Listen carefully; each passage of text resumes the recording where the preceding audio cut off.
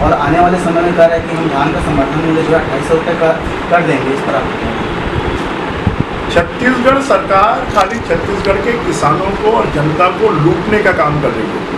जिस दिन छत्तीसगढ़ सरकार ने धान का मूल्य 2500 रुपये घोषित किया था, उस समय धान का समर्थन मूल्य 1650 था और आज धान का समर्थन मूल्य 2080 रुपये हो गया है।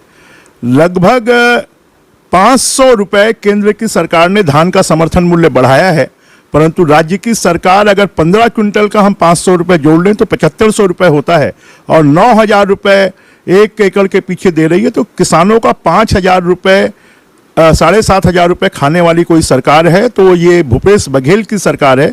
7500 रुपये खाकर और 160 रुपये बढ़ा रही है, तो ये कोई जनता के ऊपर में एहसान नहीं कर रही है।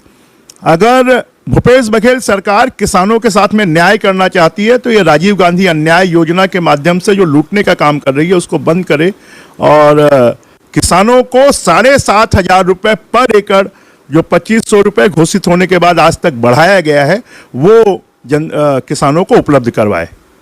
जैसे अभी हम छत्तीसगढ़ की राजनीति देखें तो हसदेव अरण्य एक गर्म मुद्दा बना हुआ है, जिसमें केंद्र जो सरकार है यहाँ की वो लगातार केंद्र को आरोप लगाती है और इन्हीं के जो मंत्री हैं और मुख्यमंत्री हैं उनमें वाद विवाद कॉन्फ्लिक्ट चल रहा है। देखो ये जय बीरू की जो जोड़ी है वो मिलकर जनता को गुमराह करने की कोशिश कर रही है। एक तरफ सरकार के निर्णयों का टी.एस. सिंहदेव बाबा विरोध करते हैं, तो मंत्रिमंडल में रहकर आप विरोध कर रहे हो तो फिर आप जनता के साथ में आकर इस्तीफा देकर लड़ाई लड़ो ना। मंत्रिमंडल में आप क्यों बने हुए हो? और भूपेश बघेल जी भी बोलते हैं एक टहनी भी नहीं कटेगी, तो जनता आंदोलन कर रही तो जनता के आंदोलन का कोई महत्व नहीं है और बीरू बोल रहा है तो उसका महत्व है। तो जनता का सम्मान करना सीखो। और ये तो सिर्फ दोनों मिलकर, और राहुल गांधी जी ने अमेरिका में कहा कि राज्य सरकार के निर्णय से मैं सहमत नहीं हूं, तो सही कौन है? और क्या राज्य सरकार के बिना पर्यावरण अनुमति के एक भी झाड़ कट सकता है क्या? केंद्र के ऊपर में डालकर आप अपने जो दायित्व है उससे आप मुकर रहे हो।